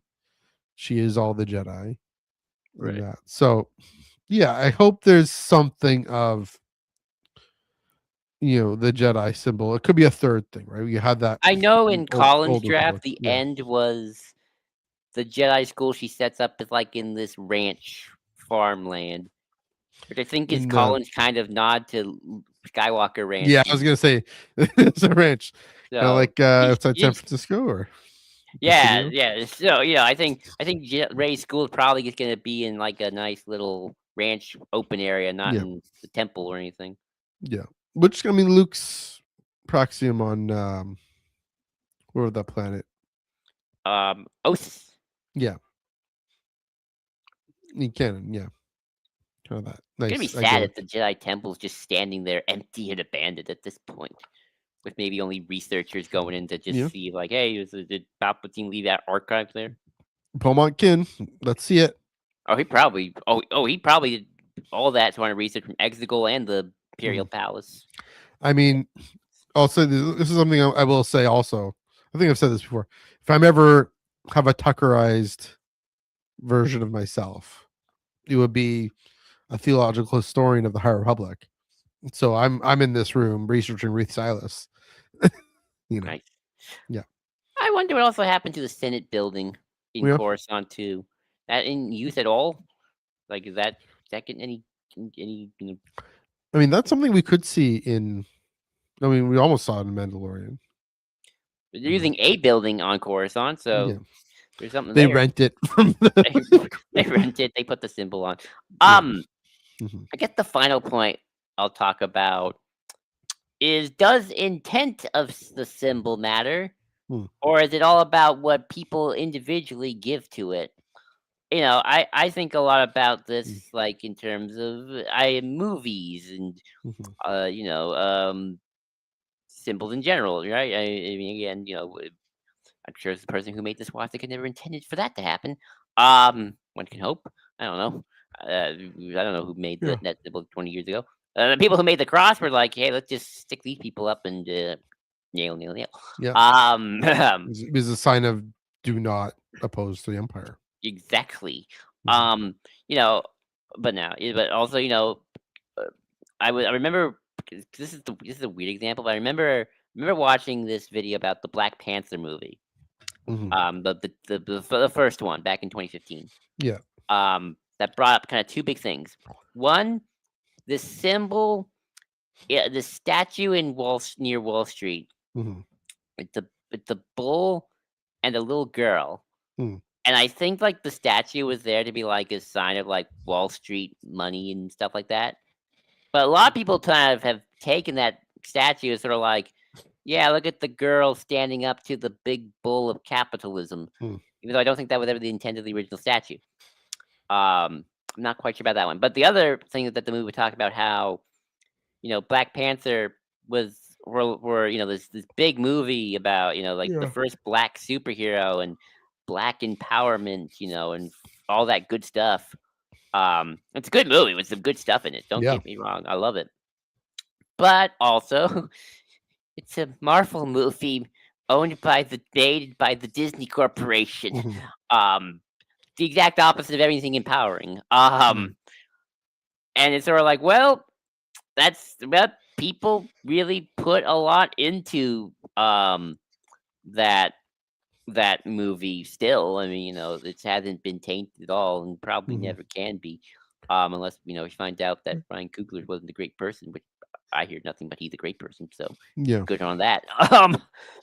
So, you know, Mhm, eh, I'm sure Brian Coogler intended a lot of things, but it's interesting 'cause, like, people can just take symbols and regardless of intent and give them new intent if the mhm. culture kind of demands it regardless of what the individual creator of that symbol said. So I think it is kind of a Mhm. society decides in some way, at least in my opinion, society kind of decided, and this is probably with history and Yeah. collective memory and how much we forget, because obviously, let's face it, symbols do evolve and change over time depending on what we remember, what we don't. Mhm. Um, you know, uh, what these symbols are and what they will be, and I don't think it's ever static. I think they can change forever. Who Yeah. knows? Either maybe the Canadian flag will either be a symbol of revolution or the second imperium of the world. Symbols Uh, resistance to Trump. So it is. or the I opposite, do. the Yeah. Canadian empire will then rise. Uh, Sure. it'd be great. But Yeah. I'm somewhat joking. But I do kind of think that Yeah. Well, I'm curious what you thought. Like, yeah, is Well, symbolism about intent or what people put into it over I mean, time? let's come back to this and to what I Mm. was saying with Rise and Fall of the Galactic Empire, right? That's so on the Um, nose, but I love it. Right? but like you have this sign of control and centralization, Oh, sorry, don't want to do that. Look at all the holes. Look Yeah. at all the ways for star systems to slip through its fingers, right? Um, yeah, it becomes the symbol of the impotence of tyranny, and that's by Beaumont Kin's time is how the empire is remembered, at least Right. in his telling of the story. So yeah, I mean, I'd imagine that it kind of evokes this, like, I mean, the swastika to us evokes the similar kind of thing of this. I mean, it evokes hatred and anti-Semitism and the I I concentration camps, I but kind of also maybe evokes the failure of Hitler and the Nazis to actually accomplish their delusions of grandeur. I got a better So example actually yeah, about with the flag. hmm Soviet flag. yeah, Hammer and sickle especially in the early 1900s. Like, oh my God, we're gonna do mm, it. This is the next step in yeah, emancipation of the man and whatnot.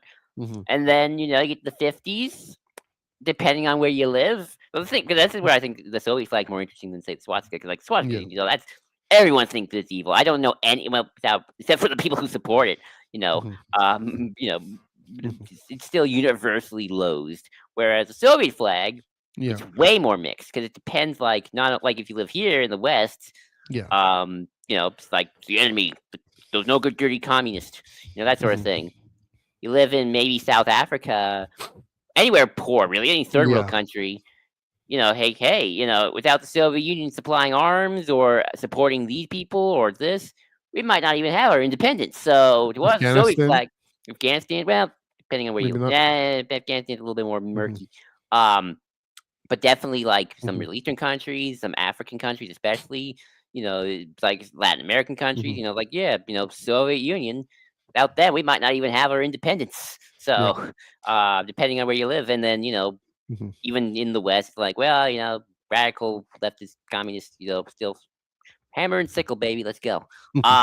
So yeah, again, I think that is an example of a symbol that's a very complicated symbol because it means different hmm things to different people. But then again, so does the cross, right? yeah, To absolutely, certain place for certain places, it's like that's the symbol of oppression that we've been forced upon.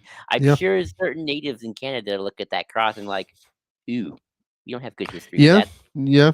I mean, the cross, in its association with the residential schools. Yeah, but then their grandparents would be like, yes, we went through the residential schools. We also are Christians, and so it's in spite of, not thanks to the residential schools, but in spite of it. But yeah, it's a great point. What was I going to say? Well, I mean, Angola, Mhm. for example, right? Yeah, That's still hammer and sickle. It's just hammer and gears. I don't know. kinda. I mean, for me, the Soviet flag, it's a historical curiosity. It's like they also had the Marxist Leninist delusion of grandeur that they also couldn't really accomplish because human nature isn't going to be benevolent enough to accomplish it. So yeah, and for multiple complicated reasons otherwise, but yeah, it's true. Like that's interesting, right? In Mhm. the U.S., does the Soviet flag, is the Chinese flag, is it actually have this evoke this fear, like the Red Scare still? Because here, I I don't would think it really does. I would say here, probably not for the last 20 something years at this point. I Yeah, mean, look, here's the thing. Once the Soviet Union fell, it's like them losers, right? I yeah. mean, maybe to certain liberal sides on my team, Russia, just the Russian flag probably does, but Well, I, s- now the Russian flag, yeah, now yeah, I personally think that's overhyped because I think Russia's not that dangerous as people say. I mean, probably in Ukraine it is, so I mean, yeah. but But Ukrainians would see the Russian flag now and be like, oh, okay, yeah, and probably see the Soviet flag too, certain some true. sections of them. So I mean, look, in the actual ex-Soviet Union, the Soviet Union flag is complicated depending on again. And I mean, Mhm. there's an example Yeah, of carrying a flag and turning a symbol into something different because Mhm. Putin's using Soviet symbolism. It's like, hey, remember Russia when we were strong and we're Mhm. building the next Russian empire, even though the communists actually hated the empire and like we don't actually want to be an empire. I mean, that's our official doctrine. We actually don't believe in Mhm. that stuff. And like they actually would look at Putin like, Putin, dude, this ain't what we only Yeah. what we stand for here, buddy. But and Putin doesn't even like communism. It's like communism. You can't make money on communism. No. He just likes the symbolism because like Mhm. strong. We beat the Nazis in World War II, and we were a superpower, but not Yeah. the actual world revolution, people emancipation. Like Putin doesn't want that. He wants his workers to keep making, you know, and he's even like Mhm. Soviet symbol. And this is and Russia's so fascinating. I don't want to turn this into tangent. Yeah. Like it's like Putin's like Soviet strength and our Orthodox Christianity. Yeah. That's the It's big like one. two things that should not go together, but I'm kind of smushing Yeah. them because I don't really know what to do. I mean, well, like the bishop's blessing tanks. Like, yeah. Well, It's just gross to me, but in the old y- days, the Soviet yeah. like bishops don't want those guys. Get them out of No, here. Or, yeah. And that's well, and I do wonder. I mean, here's the thing: is what Putin's doing. He's reaching back in symbols of the Soviet parades and militarism against the decadent liberal West. But he's also tapping into this earlier Russian Empire tradition, right? I Mhm, mean, that's the thing. The Tsar mhm, was meant to be this Christian empire, or the right. Russian Empire was meant to be a Christian empire, and they thought Moscow was the new Rome, not Right. just because it was the emperor was there, but Mhm, because they believed the leader of the church was there, right? And that's you still get these tensions with the patriarch of Moscow and the patriarch of Constantinople, right? They butt heads. Similar kind of thing of tapping into and the patriarch, oddly enough, the patriarch of Constantinople, he's quite westernized, right? I mean, there's dialogue with the Pope and talking about environmental issues. I mean, he's very strong on that. Whereas Patriarch Kirill, the Patriarch of Moscow, he's yes, Putin. Can I jump? How high? How do you want me to jump?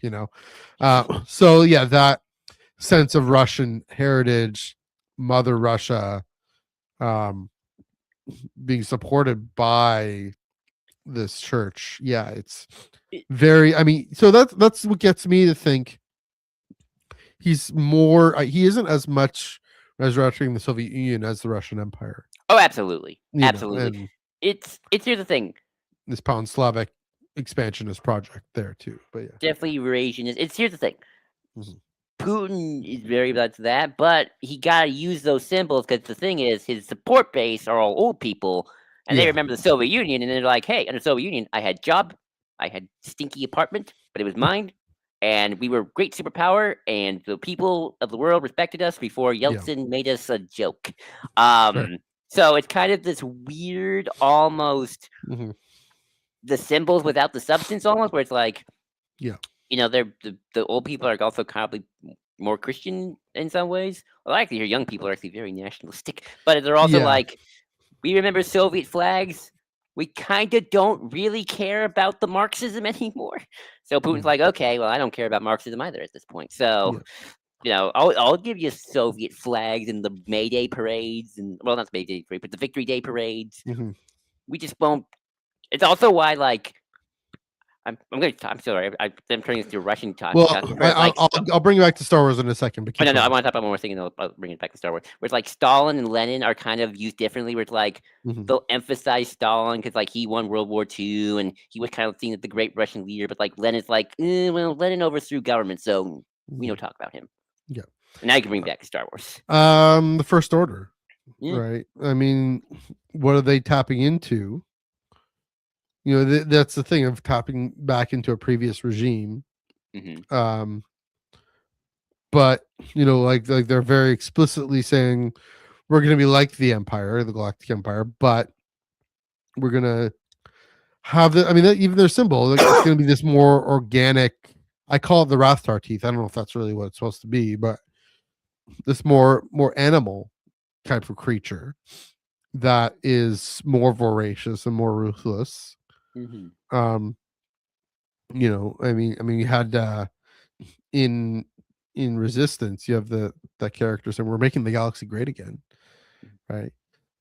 That type of thing, making Russia great, making the galaxy great again, just recapturing it, but also to say it has Operation Cinder in mind. Maybe I have this because I just read the Operation Cinder chapter in Rise and Fall, but um, yeah, probably has Operation Cinder in mind in the sense of, well, the Galactic Empire failed to give Palpatine his rightful gift of eternal life and eternal rule. We're, without knowing it, we're doing that instead. Some folks like General Pride know it, and then of course Kylo Ren walking into Exegol figures it out, but and Snoke probably knew. But yeah, it's this sort of, what you're getting at is this transmutation of these symbols and reorienting them in a different combination, similar of course to what happens from the prequels to the original trilogy. Right? I mean, we talked about the Republic and the Separatists and their symbols and their ethos, and the way of their way of centralizing power gets reoriented in the Galactic Empire. I mean, that's there are no independent systems unless you want to be the treasonous Rebel Alliance. But still, again, nationalizing the Trade Federation, nationalizing sign our fleet systems, right? And saying, yeah, we're gonna take over. That's a way of acknowledging. I mean, even in Master of Evil, the Sabak Galactica, right? A way of acknowledging the power of corporate control that the Separatists tapped into, while also, of course, upholding the power of, very, very Roman sense of power of institutions and laws that the Republic had.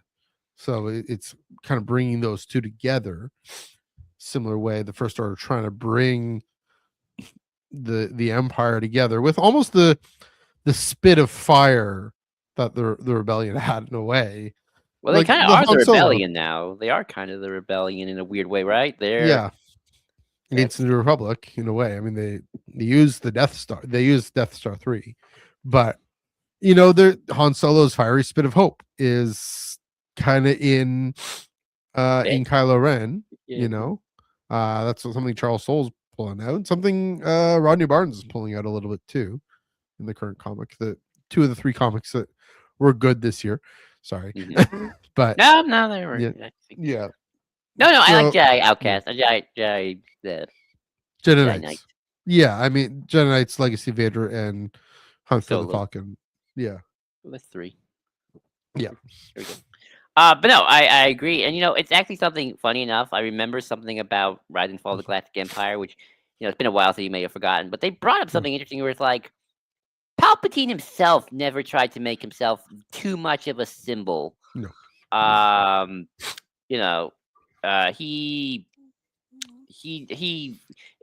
never. I mean, he never, I'm sure he's some way he did, but it's like Palpatine was more okay with kind of creating other symbols for the Empire, like Star Destroyers, like Vader, like the actual Imperial insignia, and he kind of let himself just be in the background, which is maybe why the Empire ideology, or the New Order ideology, as it's always called in EU books, can survive, but also be like, the First Order's like, yeah, Palpatine screwed us over. We don't want Palpatine, but we want the Empire, but better, right? You'll see this in the final chapter where they mention how younger First Order officers are like, well, wait, why are we following this dead corpse again? We don't care about Palpatine. Right. We want a new thing. We're all about Kylo Ren and Snoke. They were our guys. Who cares about Palpatine? He's dead. Let the past die. Kill it if you have to. Exactly. Even Hux is like, I don't really care about Palpatine. I want my order. Hux killed his father. Exactly. Now maybe Hux Senior would be like, Palpatine's back. Oh, yes. But Hux, Pride. I mean, Pride represents that, right? Yeah. So that's That's interesting. Uh, Mhm. yeah. I don't really know if I have much to say about symbols anymore. Mhm. Just they can change, they can mutate, they can serve people's agendas. Mhm. Um, they can be, they can fall to the dark side. Yeah. Anakin's kind of an odd example. Actually, here's kind of a sad Mhm. question to kind of Mhm. end on term symbols. Yes. Who do you An think is example. more widely remembered in universe? Do you think people remember the heroics of Anakin Skywalker, or do you think the darkness of Darth Vader is something more traumatic that people remember? I mean, I guess Yeah. Anakin only had 3 years, while Vader had a full 20 to do his thing. That's a good question. Like, what do people like? If you don't know who Yeah. Vader, if you don't know the Vader Anakin of it all, do you even know who Anakin Skywalker is anymore? By the time of Return of the Jedi, I or think post before? Matthew Stover's answer would be if your formative memories were during the Clone Wars, then you're going to be like, oh man, I remember that Anakin Skywalker guy. He was amazing, Mhm. right? Uh, Whoever this Darth Vader guy is, whatever, but we'll bring back this Anakin guy. So maybe, but yeah, Although I most guess people, I guess the secret's out by the time of Bloodline, so yeah, that's true. But I think before that, yeah, I can see more people. I mean, Vader got around more. Vader actually, like he was a kid who want to see all of them. I mean, obviously didn't literally see all of them, but saw a good deal of them, good amount, and uh, you know, forcing was it Ransom Casterfo's father, right? Forcing quotas and yeah. different stories of exploitation. So yeah, I mean, definitely being the symbol of the empire or a symbol. It's true. Um, yeah, probably Vader, but Kind of sad that when you think about it, like in the court of mm, public opinion, Vader Anakin's probably much still the villain in yeah, everyone's eyes, with the exception of probably like Luke and maybe Ahsoka. She's kind of coming to terms yeah, with it a little bit, and Ray felt more like he just understood what happened, but I don't think she had much of an opinion. She's like, I don't know, yeah, I yeah. just know what happened. So. So interesting, interesting. Yeah, I think does that about do it, or you got a little more? Nope, that's about it. I feel like I was a little bit more rambly on this one because it's very esoteric. Yeah, it's a bit more of a yeah. I mean, visual design is always a little esoteric. It's like how do these abstract symbols connect to real things? Although the phoenix is a bird. But yeah, it's a good place to wrap things up.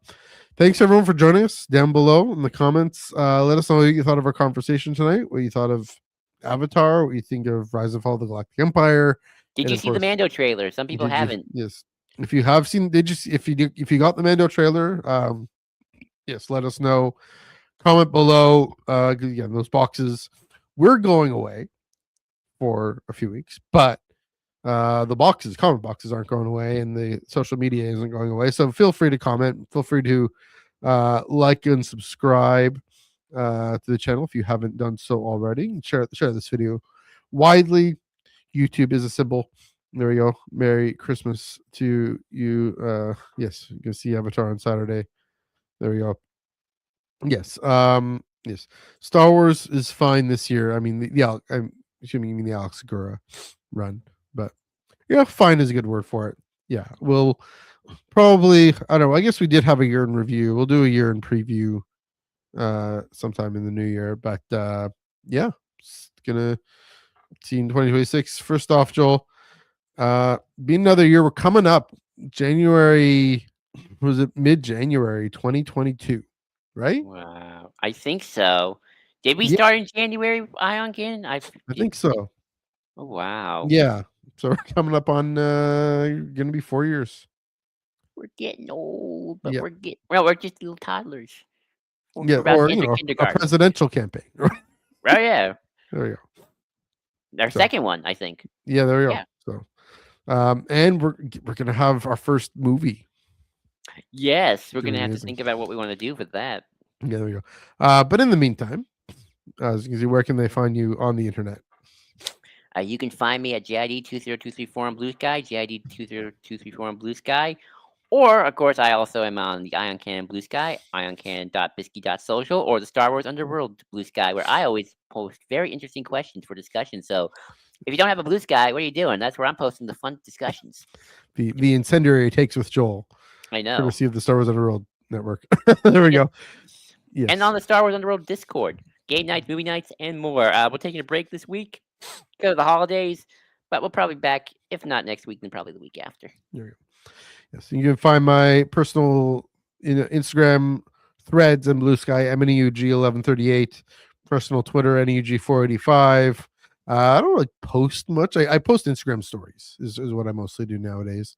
Yeah, and of course, yeah, Ion Cannon and the Tractor Beam Comics reviews. We're also, of course, taking a break until the new year, because next Wednesday, this Wednesday is Christmas Eve, and then the Wednesday after that is New Year's Eve, the 53rd week of comics in 2025, and then we'll be back for the first week of comics in 2026. But of course, on Monday, I believe Monday, January 5th. That's right. No, January 6th. Yeah, that's when we're. No, I think it's the 5th. I'll check my calendar. Whatever day it is, and then the 7th. It's the 5th. Yes, so Monday, January 5th, and then Wednesday, January 7th, you get to see this face yet again. There we go. But until then, have a happy Merry Christmas, happy holidays, enjoy spending time with your family. Don't get into too many controversial conversations unless you like that kind of thing. But yes, for 2025, Joel, let's blow this thing and head home.